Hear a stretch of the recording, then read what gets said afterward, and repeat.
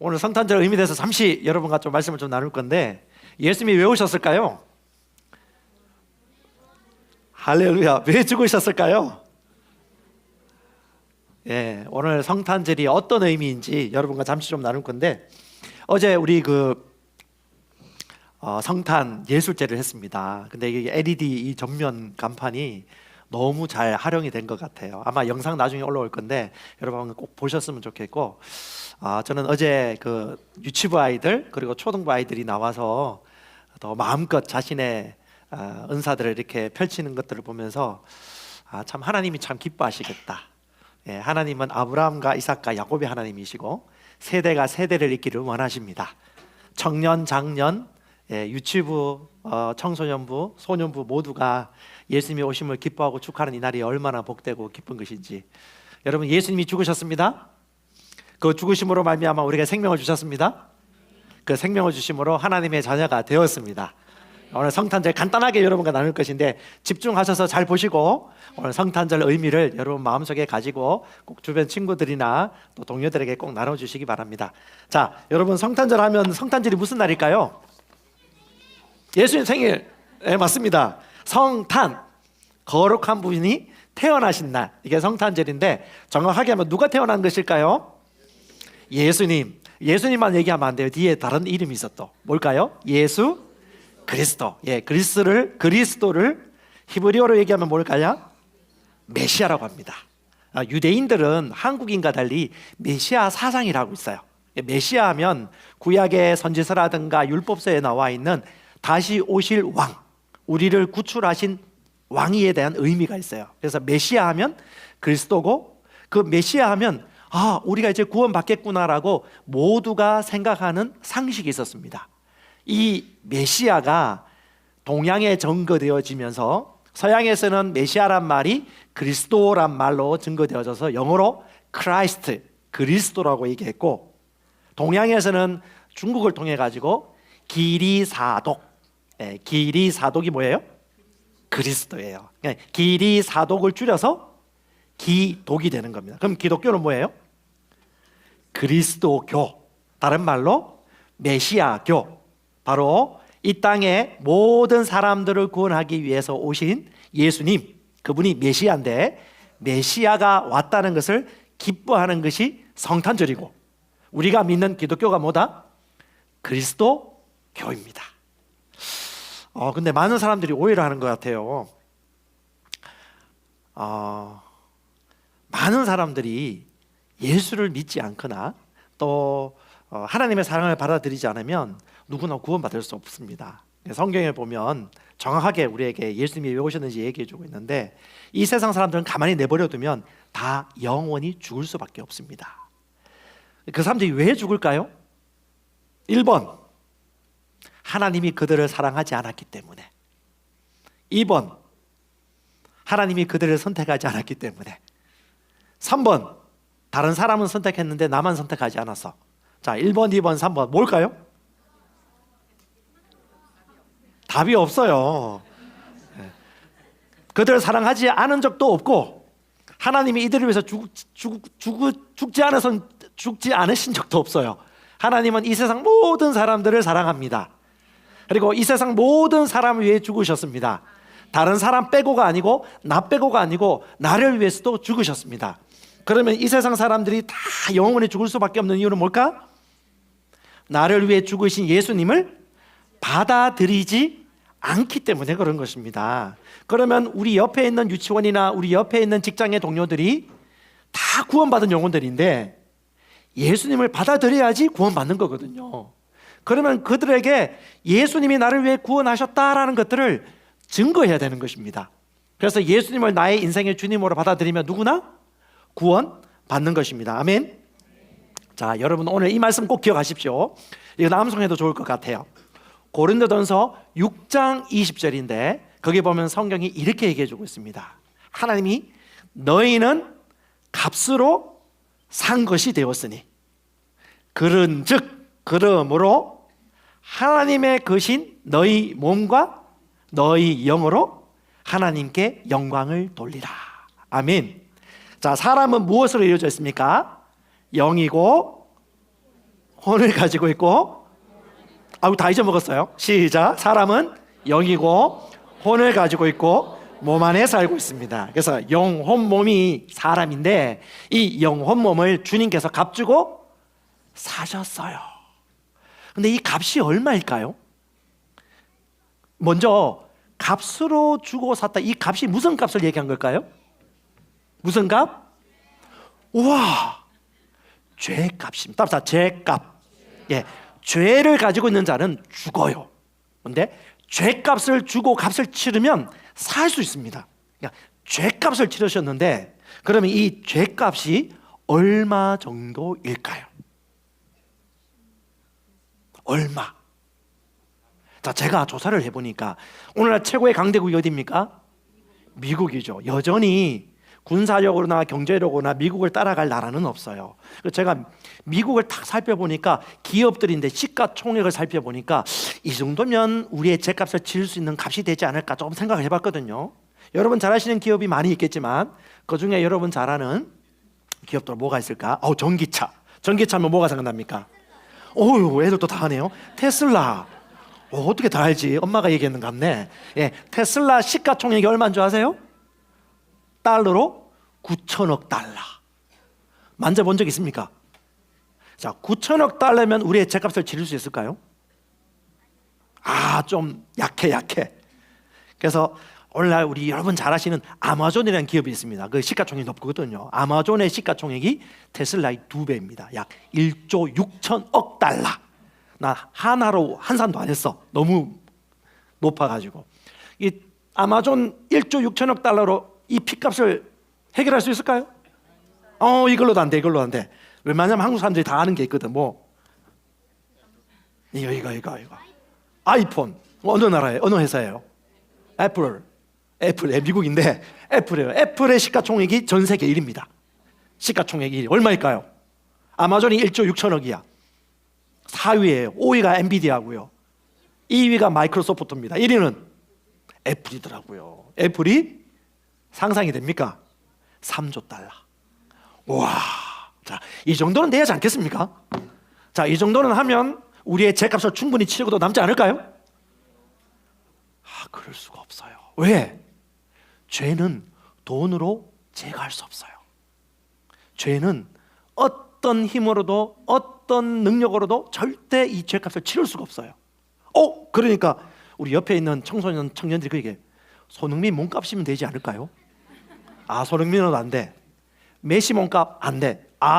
요즘 홀란드라고. 홀란드 몸값으로도 되지 않아. 오직 딱 하나. 누구의 값? 왜 예수님 값이에요? 죄가 없는 피값이 있어야 돼요. 그래서 성경에는 뭐냐 하면 이 피값을 가리켜서 따라서 보배 피. 예, 보배로운 피값이라고 말합니다. 그래서 예수 이외에는 절대 인간의 죄를 없애거나 우리를 지옥에 가지 않고 영원한 하나님 나라에서 영생의 삶을 살도록 인도할 수가 없어요.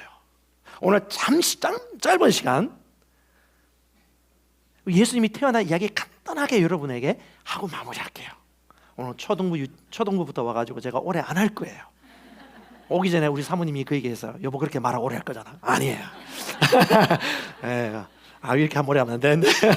자, 여러분 이스라엘 이야기를 좀 들어가 보겠습니다. 자, 고린도전서 6장 20절 말씀 잘 가슴에 새기세요. 너희는 값으로 산 것이 되었으니 그러므로 하나님의 것이 너희 몸과 너희 영으로 하나님께 영광을 돌리라. 우리에게 누구 거라고요? 하나님의 것입니다. 이미 값으로 샀어요. 내게 아니에요. 자, 이 사람 보고 얘기합시다. 당신 마음대로 살지 마세요. 당신은 당신 게 아닙니다. 자, 여기 진리예요. 정신 차려야 돼요. 내 마음대로 살면 안 돼요. 그 나중에 낭패 봅니다. 하나님이 샀으니까 하나님이 뜻대로 사는 게 가장 행복하고 가장 부욕해야 되는 길입니다. 자, 목사님이 1년 전인가 이스라엘을 갔다 왔습니다. 오늘 누가복음 2장에 보면 예수님의 성탄 스토리가 나오는데 그 이스라엘에 가보면 여러분 사진 하나 보여주세요. 이게 뭐냐면 이스라엘에 있는 목자들의 들판에서 보이는 들판이에요. 어디냐면 베들레헴. 베들레헴이 아니고 베들레헴인데 이게 이스라엘의 도시 이름입니다. 여기서 누가 태어나냐면 다윗이 태어난 동네예요. 그리고 베들레헴이 다른 말로 빵집입니다. 빵 좋아하시는 분들 이스라엘 가보세요. 밀이 잘 자라가지고 빵이 쫀득쫀득하고 진짜 맛있어요. 이 빵집, 이 베들레헴에 지금으로부터 몇 년 전에 2000년 전에 예수님이 태어났습니다. 자, 여러분 퀴즈. 예수님이 2000년 전이면 대한민국은 무슨 시대일까요? 조선시대. 땡. 자, 삼국시대 초기입니다. 신라, 백제, 고구려 초기. 상상이 안 되죠. 박혁거세가 신라를 세웠다고 하는 데가 BC 50년이거든요. 그러니까 약 예수님이 태어날 그때가 우리 고구려의 유리왕, 뭐 주몽의 아들이라고 불리기도 하고 아니라고 하기도 하는데 그 시대에 베들레헴 생각해 보세요. 지금 여기 아파트가 그때는 없었을 거예요. 그리고 좀 더 풀이 많지 않았을까? 그리고 이 사진은 약간 겨울에 찍은 것이기 때문에 풀이 별로 없고 잔디가 별로 없어요. 근데 아마 그때는 좀 더 풀이 나고 녹색으로 덮여 있었을 거예요. 근데 여러분, 이스라엘은 대한민국하고 달라요. 성경 보면 여러분 좀 이해해야 될 게 있는데 지형적으로 기후적으로 많이 달라요. 이스라엘은 석회식 토양 구조이기 때문에 동굴이 자연적으로 만들어진 자연 동굴이 그렇게 많아요. 자, 그 다음 사진 보면 이게 뭐냐면 목자들의 들판 교회 밑에 있는 자연 동굴입니다. 여러분, 대한민국 사람들은 굴을 파야 돼요. 왜? 없거든. 잘 땅을 파야 돼. 근데 여기는 잘 찾아보면 굴이 많아요. 그래서 예수님이 태어난 집도 동굴이에요. 동굴. 그 당시 집들은 대부분 동굴이었어요. 이 고원 산악지대는. 요 굴 속에 들어가면 어떤 모양이냐면 그 다음 사진 보면 이렇게 굴이 자연적으로 만들어져 있어요. 그래서 목자들이 양을 데리고 나가서 매매하는, 맞죠? 양을 데리고 나가서 풀을 먹이고 난 다음에 이슬이 맺거나 잠을 잘 때면 이 굴로 몰아가지고 굴 속에서 잠을 재우거나 또 나가서 먹이를 먹이거나 하면서 굴을 통해서 목축업을 했습니다. 또 넘겨주시면 이런 자연 동굴이 그렇게 많아요. 입구도 많고요. 넘겨주시고 이것이 목사님이 직접 찍은 사진입니다. 저는 저걸 보면서 뭘 생각했냐면 그 옛날 누구죠? 오벳을 낳은 사람 갑자기 생각이 안 나네요. 다윗의 정조부. 보아스와 룻이 생각나요. 보아스와 룻이 이삭 죽기를 했던 그 장소가 아마 이쪽 근처이지 않을까. 이 땅, 그 보아스와 룻의 자손이 다윗이고 다윗의 후손이 예수님이거든요. 거기서 양떼를 데리고 목축을 하던 목자들이 그 밤하늘에, 여러분 밤하늘 되면요 오늘날처럼 가로등이 없었어요. 그러면 새까맣습니다. 그러면 별빛이 너무 반짝반짝해요. 넘겨주시면요 거기에 이런 이야기가 나옵니다. 자, 넘겨주세요. 같이 읽어보십시다. 시작. 그 지역에 목자들이 밤에 밖에서 자기 양떼를 지키더니 주의 사자가 곁에 서고 주의 영광이 그들을 두루 비추매 크게 무서워하는 자.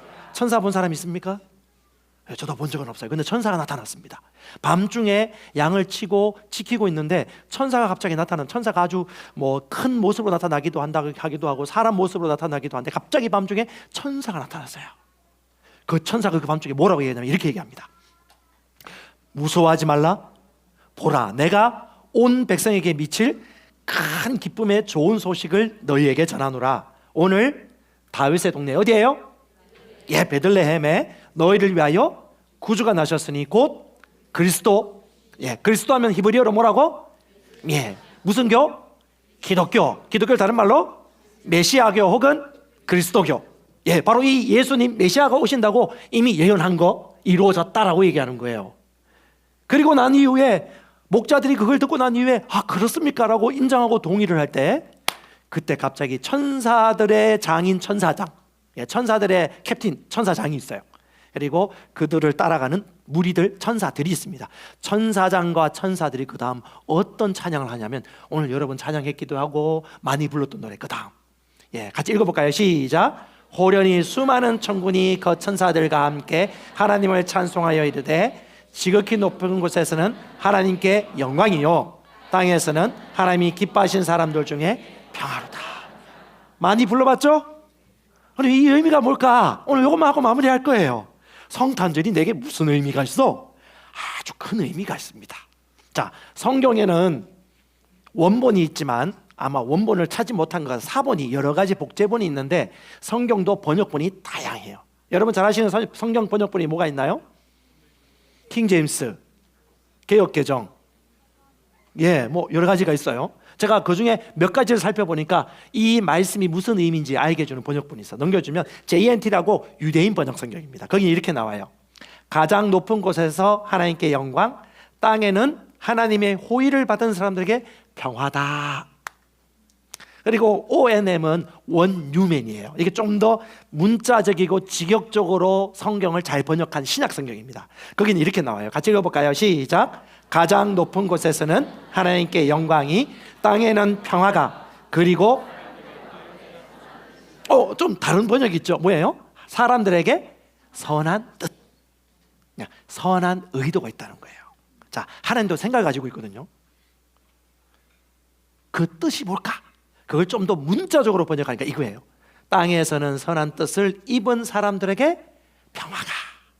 자, 보통 사람들 하면 오해를 하는데 두 가지만 정리하시면 돼요. 첫 번째는 뭐냐면, 자, 같이 한번 읽어보겠습니다. 시작.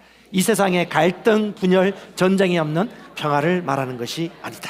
자, 예수님이 오시면 우리가 생각하는 전 세계의 평화, 화평하고 화목하게 사는 평화를 얘기하는 것 같은데 절대 그 평화가 아니에요. 오해하지 마세요. 절대 이런 평화가 예수님이 오시는 날까지 오지는 않을 것 같아요. 그러니까 눈으로 보이는 평화를 말하는 게 아니에요. 진짜 평화를 얘기하는 겁니다. 자, 성경을 보니까 왜 그런지 설명해 주고 있어요. 마태복음 10장에 보면 예수님이 이렇게 말씀하셨어요. 내가 이 세상에 온 것은 평화를 주러 온 줄로 생각하지 마. 뭘 주러 왔다고요? 화평이 아니요, 칼. 검을 주러 왔다. 왜? 하나님보다 예수님보다 사랑하는 것이 너희 엄마가 될 수도 있고 아버지가 될 수도 있고 너의 돈이 될 수도 있고 다른 모든 것이 될 수 있어. 하지만 나는 하나님보다 사랑하는 것이 있으면 그건 원수관계가 될 수밖에 없어. 결국 불화할 거야. 갈등이 있을 수밖에 없어 라고 얘기하고 있고, 또 한편으로는 마지막 날에 난리와 난리 소문을 듣겠으나 너희는 삼가 두려워하지 마. 여러분 3일 후에 대한민국 한 번 더 전쟁이 일어나면 어떡할 거예요? 미국 도망간다 손 들어보세요. 동남아 갈 겁니까? 여러분 이 세상에 평화가 있을까요? 몇 년 전에 대한민국 종말이 오고 전쟁이 일어날 거다, 마지막 때가 이르렀다고 유튜브에서 엄청나게 많이 소리가 나왔어요. 그때 아주 열정적인 분들이 동남아에 집을 짓고 살러 가신 분들도 있어요. 근데 여러분 미국이든 캐나다든 호주든 싱가포르든 안전한 곳은 없습니다. 왜? 성경에 보니까 난리 소문을 듣겠으나 두려워하지 마. 두려워할 게 아니라는 거야. 들리겠으나 두려워하지 마. 뭐라 그래요? 아직 끝은 아니다. 민족이 민족을, 전쟁과 지진이 일어나겠고 이 모든 것은 재난의 시작이다. 그래서 여러분 우리가 바라보는 세상의 평화는 오지 않아요. 그러면 진짜 이 땅에 선한 뜻을 입은 사람들에게 평화는 어떤 평화를 얘기하는 걸까요? 자, 다음. 자, 읽어봅시다. 시작. 하나님과 인간 사이에 평화가 이루어졌음을 말하. 누가 누구요? 이게 본질입니다. 성탄절은 하나님과 인간이 원수 관계가 되었어요. 죄를 짓고 난 이후에. 그래서 어때? 인간은 하나님으로부터 진노를 받을 수밖에 없어요. 그런데 하나님이 너무 사랑하셔서 하나님과 인간 사이에 이 관계를 화평하게 만드셨습니다. 그것이 성탄절입니다. 자, 넘겨주시면. 자, 여러분 이 차이를 아셔야 돼요. 창세기부터 말라기까지 보통 구약 성경이라고 얘기하고요, 마태복음부터 요한계시록까지 신약 성경이라고 말합니다. 이 세상엔 두 가지 시대가 있었어요. 하나는 구약 시대, 하나는 신약 시대.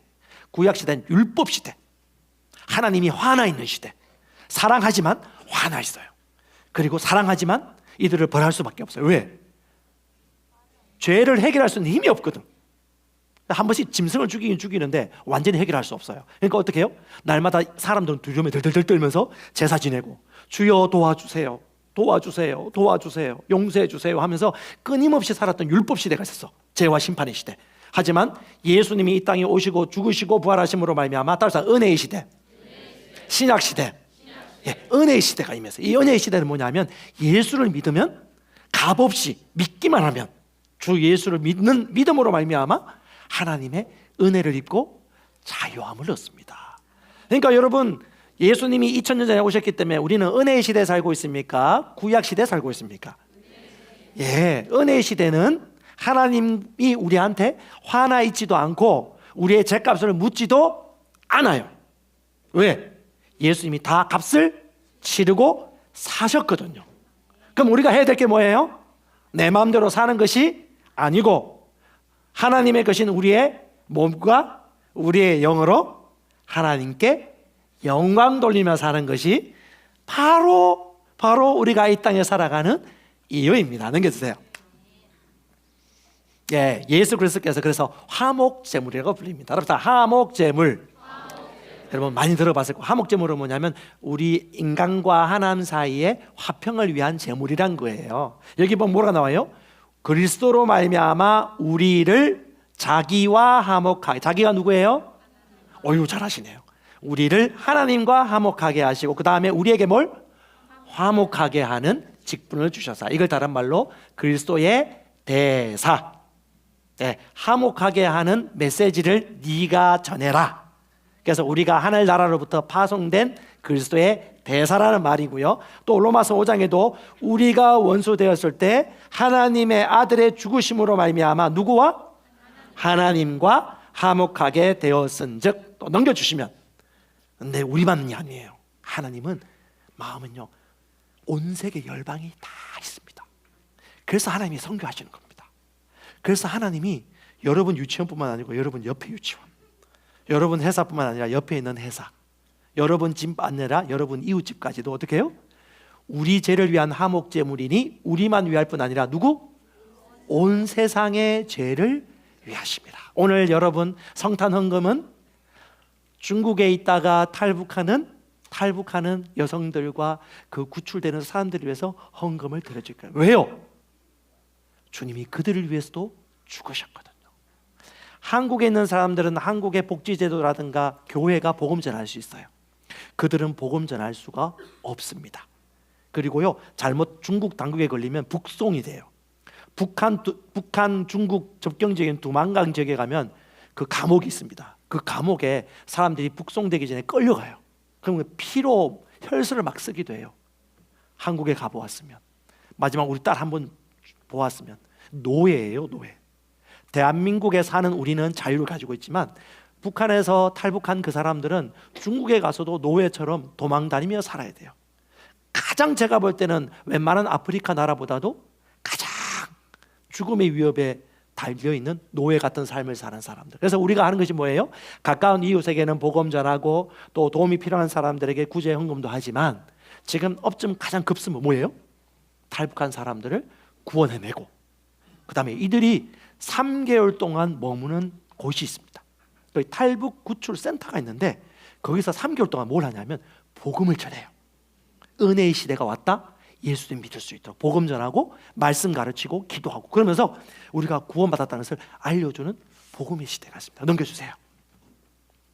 예, 그래서 여러분 기억하십시오. 첫 번째, 우리가 이 성탄절에 가장 중요한 요 핵심 요점은 여러분 꼭 기억하시기 바랍니다. 같이 읽어봅시다. 시작. 죄는 끔찍하나 예수님만큼 크지 않다. 예, 죄보다 큰 게 하나님 은혜예요. 그래서 탈북한 사람들은 갑자기 무료로 밥도 주고 떡도 주고 선물도 주면요 엄청 두려워해요. 왜? 공짜가 없었거든, 북한에서는. 근데 하나님의 은혜는요 선물이에요. 두 번째, 시작. 이 세상 모든 사람은 죄 때문에 죽는 것이 아니라 죄값을 지불한 예수님을 거절했기에 지옥에. 예, 예수님을 받아들이면 돼요. 예수님을 거절하면 지옥에 가지만 예수님 받아들이면 하나님의 가족이 됩니다. 선행하고 관계없어요. 세 번째, 시작. 죄에 집중하기보다 하나님의 선하심과 사랑에 집중함으로 사람들이 구원받기를. 너무 이거 하나님이 원하기 때문에 우리가 복음도 전하고 구출 헌금도 하고 동참하는 것입니다. 자, 넘겨주세요. 그래서 여러분 여기 어디예요? 한반도입니다. 38선 보입니까? 휴전선 보입니까? 여러분 동고서저 산맥이 많은 이 나라, 우리나라 헌법 1조에 보면 한반도와 그 부속 도서가 다 우리나라예요. 대한민국. 자, 대한민국을 구출할 수 있는 최고 사랑하는 사람들이 어느 나라 민족일까요? 미국. 미국 아니에요. 한국이에요. 대한민국을 가장 사랑하는 민족은 대한민국 사람이에요. 그래서 우리 지난주 금요일에 오셨던 강사분이 그 얘기 하시더라고요. 우리나라 원래 이런 6.25 전쟁 전에는 38도선으로 나눠진 거 아시죠? 근데 전쟁이 일어나고 난 다음에 휴전선이 만들어졌습니다. 휴전선 보면 오른쪽 간성, 거진, 속초 그 위는 높고요. 여기 개성하고 이쪽은 개성 원래 38선 이남이었거든요. 개성하고 이 서쪽은 많이 빼앗겼습니다. 그래서 높이가 오른쪽으로 올라가 있어요. 동쪽에. 왜 그러느냐? 동쪽 전선은 육군, 대한민국 육군이 북진했고요. 서쪽은 누가 했을까? 미국이 담당했어요. 그러니까 어떻게 해요? 대한민국 사람들은 어떻게 하든지 저 자유 통일을 이룰 수 있도록 열정을 가지고 어떻게 하든지 땅을 조금이라도 자유케 하려고 올라갔던 그 역사의 현실이 뭐냐? 휴전선이라고 말합니다. 그러면 여러분 보세요. 하나님께서 이 대한민국의 북쪽 저 자유가 없는 어쩌면 노예처럼 살아가는 저 북한 사람들을 누구한테 맡겼을까? 미국? 영국? 재팬? 누구? 대한민국이죠. 네가 아니면 누가 하겠느냐? 그래서 하나님께서는요, 이 대한민국이 통일하는 게 복음밖에 없어요. 복음. 이 세상의 평화를 무력으로 힘으로 되는 것이 아니라 하나님의 은혜가 있어야 되고 복음 통일이에요. 그래서 우리가 복음을 전하고요, 그리고 구제하거나 구출하는 사역을 합니다. 나치의 죽임을 당할 때는 그때 그 사람들을 통해서 구출하셨지만 지금은 우리 그리스도 대사들교회 저와 여러분을 통해서 그 일들을 하고 계십니다. 하나님의 선한 뜻을 입은 사람들에게 평화입니다. 할렐루야. 여러분 축복합니다. 여러분의 조그만 헌신 그리고 마음, 그것이 예수님의 생신 선물이고 하나님께는 큰 영광이고 땅에서는 기쁨이고 평안입니다. 할렐루야.